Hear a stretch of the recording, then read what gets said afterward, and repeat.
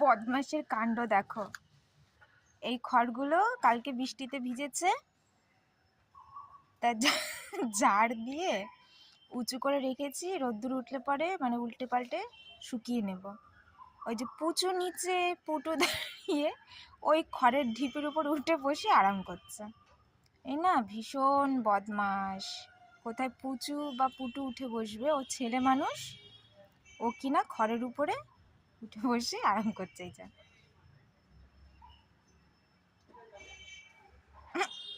ম্যাকো, কোথায় উঠেছ? কোথায় উঠে বসেছো? পুচু তো নিচে বসে, পুটু নিচে দাঁড়িয়ে, খড়ের ঢিপির ওপরে তুমি বসে আরাম করছো ছেলে মানুষ হয়ে? হ্যাঁ, মশা খায়, মশা খাচ্ছে মাথায়, মশাটাকে মার, ওর নাড়ালে যাবে না। ম্যাকো,